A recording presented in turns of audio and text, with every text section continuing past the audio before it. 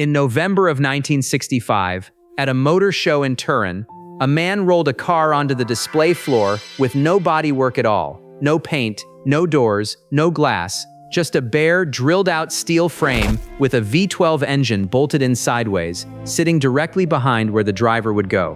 Nobody had ever built a road car like it, and within a few months, journalists trying to describe what came next literally had to invent a new word for it. This is the story of the Lamborghini Miura, the car that created the supercar. Ferruccio Lamborghini hadn't set out to build sports cars at all. He'd made his fortune manufacturing tractors, and by most accounts, only got into the car business after growing frustrated with issues on his own Ferrari and deciding, essentially out of spite, that he could build something better himself. Enzo Ferrari, the story goes, dismissed him as nothing more than a tractor maker. Lamborghini founded his own automobile company in 1963 anyway, and by 1965 was building respectable, well-engineered grand touring cars, fast, comfortable, front-engined, exactly what a company like his was supposed to build. But three of his own engineers, Gianpaolo Dall'Era, Paolo Stanzani, and test driver Bob Wallace, had a different idea, and they worked on it quietly, after hours, without official approval. Their concept broke from everything the company had built so far. Instead of putting the big V12 engine up front, they mounted it sideways, transversely, directly behind the driver's seat, a layout almost never used on a road-going car at the time. It solved a real problem, keeping the car's wheelbase short and its weight centered for genuinely radical handling. It also created a real headache, because cramming a V12 and its transmission into that tight a space took serious engineering to make work at all. When the three of them finally brought the idea to Ferruccio, he was skeptical. He worried a two-seat, mid-engine sports car would pull the company away from its core business.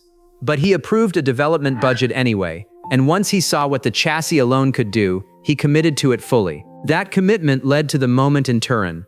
With no time to finish the bodywork, Lamborghini's team made the almost unthinkable decision to display the car as a bare, unclothed chassis, exposed steel, drilled through for lightness, the engine and suspension entirely visible to anyone walking past. It should have looked unfinished.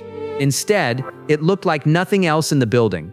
According to a story that's been told for decades, the coach builder Nuccio Bertone walked up to the bare chassis late in the show and told Ferruccio that his studio could design, quote, the perfect shoe for this wonderful foot. Whether that exact conversation happened word for word is impossible to confirm at this point, but the partnership it describes was very real. Bertone's studio, with a young designer named Marcello Gandini leading the work, had a finished body design ready within weeks. By March of 1966, at the Geneva Motor Show, the finished car debuted to the public for the first time, wearing a body low, wide, and sculpted in a way automotive design simply hadn't attempted before. It was called the P400, the P standing for the engine's position, the 400 for its 4-liter displacement. Journalists needed a word for what they were looking at, and the closest thing to fit was one nobody had used quite this way before: supercar. It backed the word up with real numbers too. A top speed north of 160 miles per hour made it, at the time of its release, the fastest production car in the world. This from a company that had been building tractors barely 3 years earlier. Ferruccio Lamborghini named the car after the Miura bulls of Spain, famous for their aggression in the ring, continuing a naming tradition tied to his own birth sign, Taurus, that would define Lamborghini model names for decades afterward. A few months later, at the 1966 Monaco Grand Prix weekend, the finished Miura was parked prominently at the Place du Casino, and by every account, it stopped people in their tracks. Orders followed almost immediately, which genuinely surprised both Lamborghini and Bertone.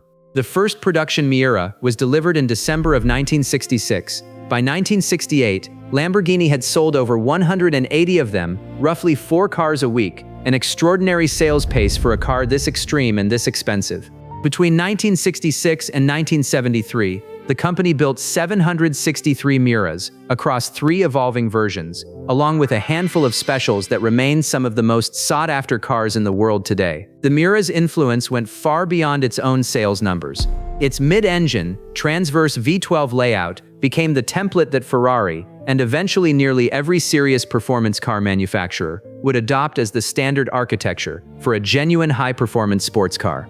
A layout 3 engineers had sketched quietly, after hours, without asking permission first, became the blueprint the entire industry would build from for the next 60 years. Ferruccio Lamborghini eventually sold his company and stepped away from it in 1974, as the industry hit a rough patch during the oil crisis. But the word his engineers' unofficial project accidentally forced into existence never went away. Every car marketed today as a supercar is, whether the manufacturer credits it or not, standing on the architecture the Miura invented in a shed in Italy, after hours, off the books.